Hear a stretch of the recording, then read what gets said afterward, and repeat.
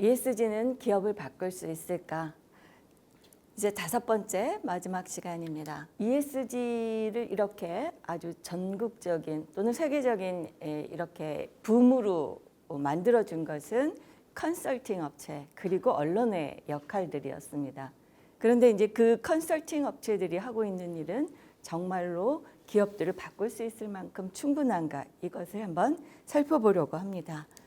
기업들의 컨설팅 문제를 다룬 마리아나 마츠카토의 이야기를 하려고 하는데요. 마리아나 마츠카토에 대해서 우선 설명을 하자면, 마리아나 마츠카토는 영국 런던 컬리지에서 혁신 및 공공가치 경제학 교수로 있습니다. 그래서 여기 혁신 및 공공목적 연구소 Institute for Innovation and Public Purpose 이렇게 되어 있습니다. 이런 그 연구소에서 연구를 하는 분입니다. 마리아나 마츠카토는 자본주의 자체에 대한 여러 가지 문제들을 제기했는데, 그 중에서도 특히나 국가의 역할이 어떻게 되어야 하는가에 대해서 굉장히 여러 가지 이야기들을 했습니다. 지금까지 국가는 시장이 만들어 놓은 문제를 어떻게 해결하는가, 또는 시장이 경제적 가치를 생산하면 그걸 어떻게 분배하는가, 이런 것들이 중요한 일이다. 그래서 문제를 해결하는 역할, 시장의 보조자의 역할이 중요하다, 이렇게 이야기가 되어 왔는데,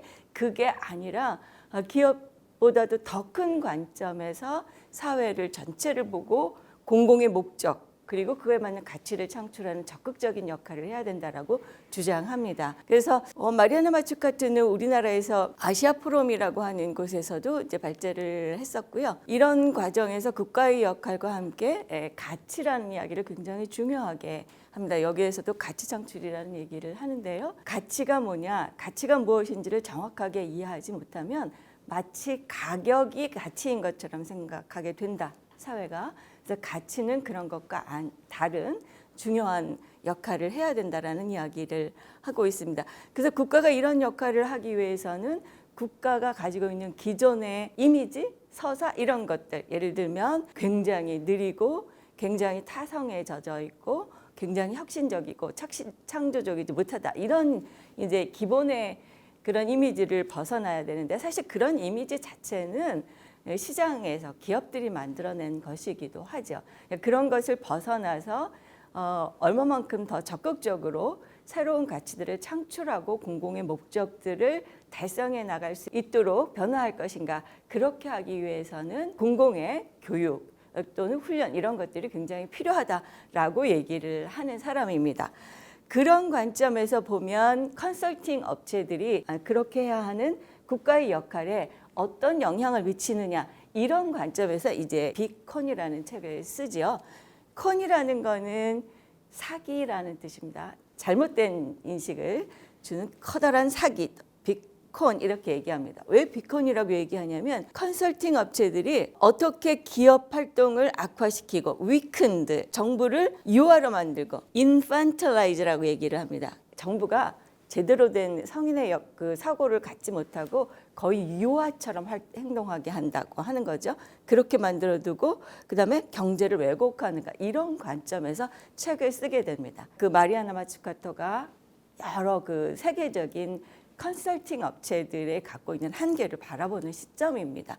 저는 이것에 대해 굉장히 많이 공감을 하는데요. 이거는 뭐 제가 이 책 그런 것보다도 제 경험 속에서, 예를 들면 지방자치단체의 지속가능 발전 전략 수립 계획을 세우는데, 이 컨설팅, 일반적으로 우리가 아는 경제 컨설팅 업체들도 들어와서 하겠다라고 얘기를 하는데요. 이 컨설팅 업체들은 정말로 지속가능 발전이 무엇인지에 대해서는 생각을 안 합니다. 거기에 입찰을 하면서도 전혀 그런 생각이 없어요. 기존의 경제 조직을 운영했던, 그러니까 기업을 운영했던 그 패턴, 그걸 가지고 그냥 컨설팅을 합니다. 그래서 그 사람들이 만들어낸 보고서 역시 지속가능 발전이라는 가치를 실현하기 위해서 무엇을 할 것인가 보다는 현재의 것들을 어떻게 수치화하고 통계로 만들어서 예쁜 보고서가 나오냐, 이런 결론이 나오게 되는 거죠. 이렇게 되는 이유를 마리아나 마츠카토는 역시 이 컨설팅 업체들이 전문성이 없다는 것들을 제일 먼저 지적합니다. 컨설팅 업체에 들어있는 사람들은 대개 MBA 출신입니다. 세계적인 미국의 유수한 그 경영 전문대학교, 전문학교, 그러니까 MBA들을 졸업한 세계적인 인재들이 이 컨설팅 회사에 들어와 있죠. 그러나 이 사람들이 정말로 컨설팅 해야 되는 영역에 전문적인 지식을 갖고 있느냐? 그건 아니라는 겁니다. 기업들이 경영을 어떻게 해야 하는 것과 달리 국가는 다른 관점에서 국가를 보아야 되는데 그런 관점도 없을 뿐만 아니라 지금 우리가 얘기하는 ESG처럼 지속가능 발전이 무엇인지, 지속 불가능성이라는 게 현재 어떤 역할을 하는지에 대한 이해가 정말 필요한 경우에도 그런 것들을 갖고 있지 않은 사람들이 일반적인 컨설팅을 한다는 거죠. 그러니까 굉장히 일반적인 이야기들밖에 못 나오는 거고, 그래서 실제로는 이 컨설팅들은 기업들이 자신들이 처해 있는 상황을 얼마만큼 객관적으로 분석하고 인식하고 대응할 수 있느냐, 그런 능력, 사고 이런 것들은 안 해도 되는 것처럼 이야기하죠. 우리가 낸 솔루션에 따라서 그냥 하면 됩니다. 이렇게 되어버리니까 이런 결과를 가져오게 된다는 겁니다. 신랄하고요. 어떻게 보면 정말 현실적으로 누구도 하지 않은 이야기를 굉장히 용감하게 하는 사람이죠. 마리아나 마츠카토 성격 자체가 그런 것 같습니다. 굉장히 활달한 아마 이탈리아계인 것 같은데요. 굉장히 재미있는 책이었습니다. 그런데 이런 이제 보고서 산업에 대한 비판은 마리아나 마츠카토 이전에도 있었습니다. 보고서 산업이 뭐냐라고 얘기하면 2002년에 지속가능 발전에 대한 세계적인 정상회담이 두 번째로 남아프리카 공화국에서 열렸던 리우+10에서 기업들은 세계적인 지속가능 발전이라는 그런 목표에 어떻게 기여할 것이냐라는 이야기들을 할 때 우리는 그냥 지속가능 보고서 내는 걸로 지속가능 발전에 기여했다고 인정해 달라라고 이야기해서 그걸 인정받게 되죠. 이게 WBCSD 세계 지속가능 발전 기업 협의회에서 이런 나름대로의 기업 입장에서 보면 성과죠. 그냥 보고서를 내면 되게 만들었습니다. 그래서 이 비판을 하는 것은 스프링게트라는 뉴질랜드의 학자인데요. 이 스프링게트는 그렇게 해서 WBCSD가 지속가능 발전이라는 본래의 개념을 아주 축소해서 그냥 그 먹기 좋은 상태로 이렇게 음식으로 제공하는 것처럼 이렇게 기업에 제공하고 그것들을 바탕으로 해서 지속가능 보고서를 만들어주는 산업이 만들어졌다라고 얘기를 합니다. 그래서 그 결과는 뭐냐면 기업들은 지속가능 발전에 대해서 깊이 생각하지 않아도 되고 그냥 지금 있는 곳에서 보고서를 잘 내서 좋은 평가를 받으면 되게 만들었는데, 그렇게 하는 것의 배경은 뭐냐? 현재의 기업들이, 현재의 기득권을 가진 기업들이 자신들의 그 상황을 강화시키는 거죠. 변화하지 않아도 되고 자신들이 우위를 점할 수 있는, 어떻게 보면 사회 체계를 지배하고자 하는 의도가 그 안에서 공고화됐다라고 비판을 하는 겁니다. 이게 지속가능 발전 보고서 산업에 대한 비판이었는데요. 이것은 현재 ESG에 관련한 부분에서도 저는 거의 동일하게 진행이 되고 있다라고 보여집니다. 그래서 지속가능 발전이라는 것들 목표로 한다라고 얘기를 하지만 ESG라고 이름을 붙인 이 ESG 컨설팅 산업이 갖는 한계가 무엇인가를 살펴보면 이 사람들은 정말로 우리 사회가 어떤 위기에 봉착해 있다라는, 그래서 지속 불가능하다는, 이렇게 유지되기 어렵다라는 문제의식 자체를 갖고 있지 않습니다. 그냥 세상은 어떻게든 굴러가겠지, 그리고 기업이라는 것들도 그냥 그렇게 유지되겠지를 전제로 해서 컨설팅을 하고 있습니다. 이것 자체가 가장 큰 문제이고요. 그래서 지속가능 발전이라는 담론 자체를 이해하지 않습니다. 저는 이해하지 않는 것 같이 보여요. 그렇게 오랫동안 이게 이야기가 된 게 벌써 87년 선언으로만 봐도 35년이 지난 이야기인데 이 이야기들을 아직도 이해하지 않습니다. 이건 아마 그렇게 하는 것이 기업에 불리하다라는 아주 어떻게 보면 모호한 그런 생각들을 바탕에 깔고 있어서 그런 게 아닌가 싶기도 한데요. 어쨌든 이 컨설팅 사업들은 그렇게 생각을 하지 않습니다. 지속가능 발전이 필요하다, 현재가 지속 불가능하다, 이런 인식들 자체가 없습니다. 그래서 ESG 컨설팅을 할 때 어떻게 하느냐, 기업들이 어떤 프로젝트를 실시할 때 제일 먼저 하는 것은 우리가 대상되는 영역을 어떻게 정할 것인가입니다. 예를 들면 ESG 컨설팅을 할 때 우리는 어떤 기업체들을 대상으로 해서 컨설팅을 할 것인가 이걸 처음에 결정을 해야 되죠. 어떻게 해야지 좋을까요? 만약에 우리가 정말 지속 불가능성을 극복하기 위해서 지속 가능 발전이라는 것들이 기업 내부에서 수용되고 이행되기를 바란다면 그런 인식이 있거나 그런 변화를 원하는 기업들을 찾아서 컨설팅을 하는 게 맞을 겁니다. 그런데 지금 컨설팅 업체들은 그렇게 하지 않습니다. 왜냐? 그렇게 하면 대상이 너무 줄어요. 대상을 찾기가 어려워요. 설득하기가 어려워요. 그래서 그냥 가장 시장이 넓어질 수 있도록 마케팅 쉐어를, 마케팅 타겟을 정하는 겁니다. 그래서 기업들이 그냥 지금 상태에서 어느 정도 약간의 워싱을 통해서 그린 워싱을 통해서 점수를 잘 받게 해주고 기업들은 신경 쓰고 싶어하지 않는 현대를 변화하고 싶어하지 않는 그 특성들을 갖고 있다라는 것들 때문에 그냥 그렇지 않아도 된다라는 것을 컨설팅 포인트 설정하죠. 그렇게 하면 많은 회사들에게 이 컨설팅을 받고 보고서를 만들어줄 수 있는 거죠. 이게 가장 기본적으로 지금 컨설팅 업체가 문제가 되는 부분이죠. 그래서 이런 그 그 타겟팅을 정하고 한 것이 결국은 뭐냐면 ESG에 대한 지표, 평가, 뭐 이런 평가 결과 이런 것들을 만들어주는 그런 역할을 하는 것에 한정을 하는 거죠. 그래서 나온 ESG 평가 보고의 결과가 우리가 국내에서 가장 많은 탄소를 배출할 것으로 생각되는 기업이 가장 좋은 평가를 받는 기업으로 나오는 이런 이상한 결과를 갖고 오게 되는 거죠. 지금 그래서 ESG 컨설팅 업체들이 붐을 일으키는 데 역할을 한 것까지는 좋지만 그것이 정말 원하는 정말 긴급하게 필요한 방향으로의 변화를 가져올 것이다라고 보기 어려운 이유가 되는 것이죠.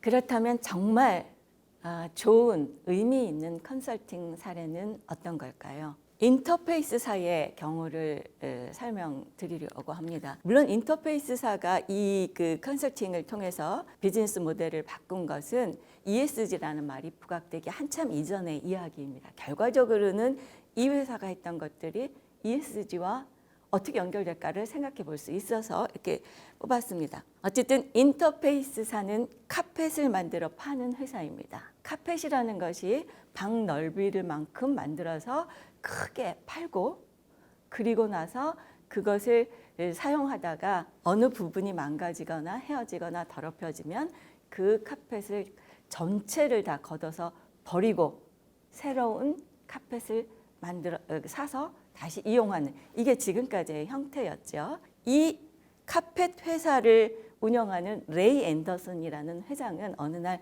생각합니다. 2000년대 아마 초반이었을 것 같은데요. 이렇게 하는 것이 내가 우리 손주들에게 물려줘야 되는 이 사회에 정말 도움이 되는 걸까? 걔네들이 사는 사회는 우리보다 정말 나빠지지 않는 걸까? 이런 고민을 하게 됩니다.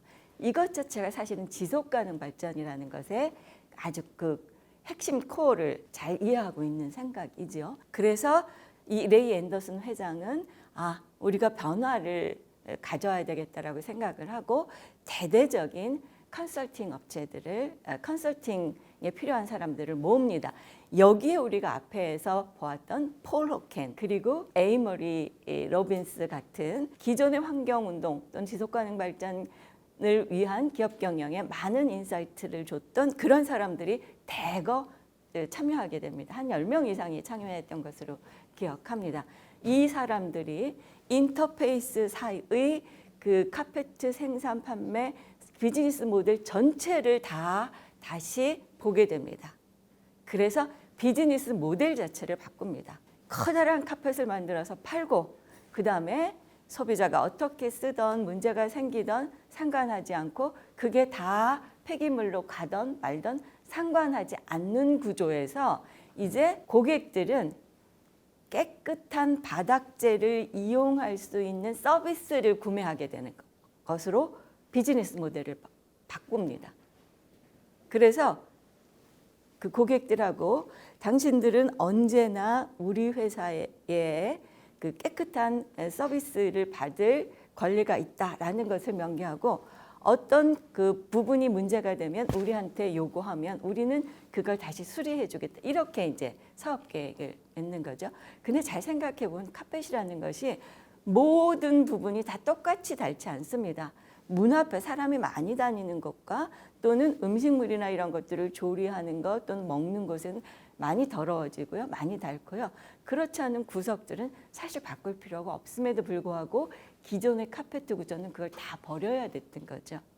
그렇게 하지 않고 서비스를 제공하겠다라고 계약을 맺으면서 카페트를 이렇게 조각으로 나눠서 생산합니다. 그래서 소비자들은 당연히 이 전체가 만들어진 똑같은 카펫을 이용하지만 카펫 서비스를 제공하는 회사에서 인터페이스사에서는 이렇게 조각으로 만든 것들만 바꿔주거나 다시 생산하거나 하는 구조를 만듭니다. 또한 이 사람들은 이걸 갖다가 자신들이 다시 만들어야 되기 때문에 이걸 만드는 과정에서부터 이 재질이나 사용 방식 또는 이 시설 방식을 그 용이한 방법으로 만들고 재활용이 용이한 재질로 만드는 거죠. 이렇게 만들어서 고객이 우리 여기 좀 바꿔주세요. 여기 문제가 생겼습니다라고 얘기하면 가서 보고 그 부분을 바꿔주는 거예요. 비즈니스 모델 자체가 완전히 바뀌는 거죠. 그래서 이걸 보면 보통 우리가 생각하는 구매,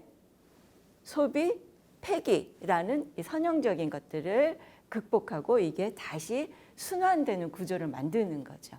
이게 우리가 앞에서 봤던 서비스 앤 플로우라는 그 자연자본주의에서 제공하는 원칙인 거죠. 그 원칙이 여기에 적용이 돼서 이 기업의 생산 소비, 그러니까 생산 판매 구조 또는 재활용 구조들을 모두 바꿔주는 거죠.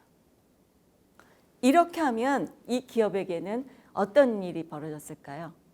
보통은 우리가 이렇게 비즈니스 모델을 바꾸면 기업에 돈이 많이 들어서 불리할 거라고 생각을 하죠. 그래서 못하는 거죠. 근데 이렇게 만드는 것이 정말 인터페이스사의 재정에 나쁜 영향을 미쳤을까요? 아마도 안 그랬던 걸로 알고 이 기업들은 재질을 거의 90% 이상 재활용했고요. 물 이용, 폐기물 버리는 것에서부터 모든 것들을 다 에너지 사용 이런 것들을 다 포함해서 90% 이상의 재활용률을 보였습니다. 사실은 소비자의 입장에서도 초기에 커다란 구매 비용을 지불해야 되는 카페트보다는 이게 나쁘지 않았을 것으로 보여요. 그래서 실제로 인터페이스사는 굉장히 좋은 성과를 냈습니다. 이런 재정적인 문제뿐만 아니라 이런 것들이 알려지면서 홍보 효과도 굉장히 높았고요.